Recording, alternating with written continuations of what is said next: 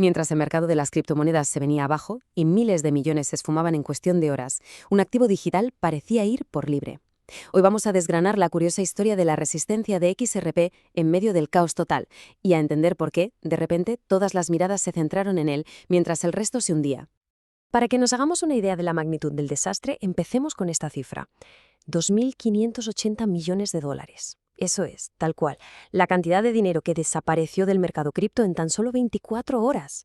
Ojo, esto no fue una pequeña corrección, no, fue una auténtica oleada de liquidaciones que sacudió los cimientos del ecosistema.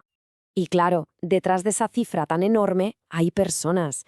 Casi 415.000 operadores vieron cómo sus cuentas se liquidaban de forma forzosa. ¿Qué significa esto? Pues que sus posiciones, sus inversiones, se cerraron automáticamente en pérdidas sin que pudieran hacer absolutamente nada. Una verdadera sangría a nivel personal para muchísima gente. Pero aquí es donde la historia se pone interesante. En medio de este incendio generalizado apareció una anomalía. Mientras Bitcoin y el resto de las grandes criptomonedas se despeñaban, un activo parecía estar jugando a otro juego, XRP. Y la pregunta es evidente: ¿por qué? ¿Qué estaba pasando ahí?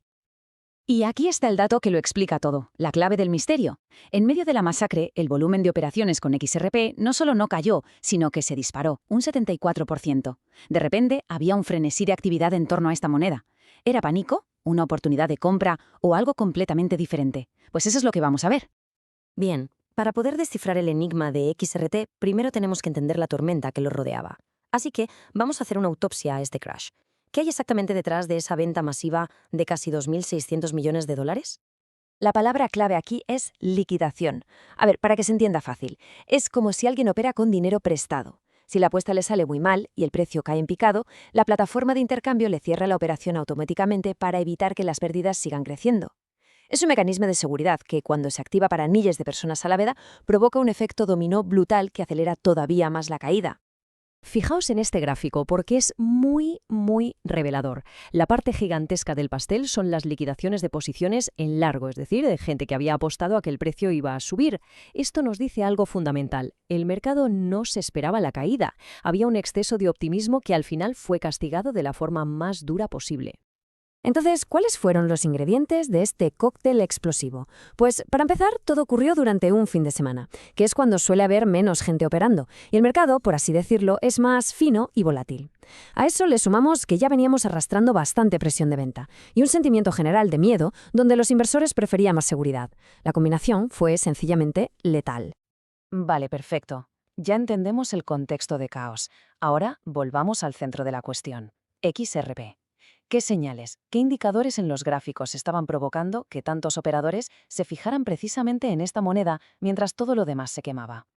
Para entenderlo, hay que conocer un concepto técnico súper importante: el precio realizado. No es el precio que vemos en la pantalla a cada segundo. Es, digamos, el precio medio al que todos los dueños de XRP compraron sus monedas. Actúa como una especie de suelo psicológico. Si el precio cae por debajo de ese nivel, significa que la mayoría de inversores están perdiendo dinero. Y eso genera muchísima tensión. Y aquí está la clave que vieron los analistas de Glassnode. El precio de XRP se estaba acercando peligrosamente a ese precio realizado. Es una zona de máxima alerta. Los inversores la miran con lupa porque, como ya pasó en abril de 2022, cuando el precio llega a este punto, suelen producirse movimientos muy bruscos. El segundo indicador que estaba en el radar de todo el mundo es el RSI. Podríamos decir que es como un velocímetro del precio.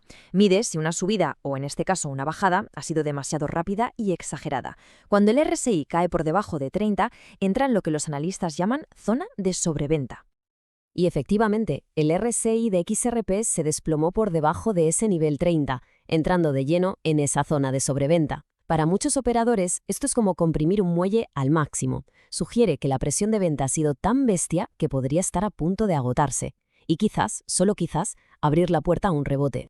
El analista Scott Melke lo resumió con una imagen potentísima. XRP estaba en el último soporte significativo antes de un enorme vacío. Es, básicamente, la viva imagen de estar al borde de un precipicio. Si ese soporte se rompía, la caída podía ser mucho más profunda. Y claro, eso explica toda la tensión y ese volumen de negociación disparado. Con todo esto sobre la mesa, llegamos a lo que fue, sin duda, un momento crucial. Esto ya no es solo análisis técnico, es la crónica de una batalla en tiempo real. Los alcistas contra los bajistas, con XRP como campo de batalla y señales contradictorias por todos lados. Por un lado, teníamos a los optimistas, que se aferraban a las señales técnicas. Veían el RSI gritando sobreventa y el precio aguantando como podía en ese soporte psicológico clave. Su apuesta era que un rebote era casi inevitable. Pero por otro lado, estaban los pesimistas, que miraban el panorama general, el miedo del mercado, la falta de liquidez y advertían que la caída podía seguir sin problemas. Y así llegamos al corazón del dilema. ¿Qué pesa más, las señales técnicas propias de XRP que apuntaban a una posible recuperación o la marea bajista y el pánico general del mercado que arrastraba todo a su paso?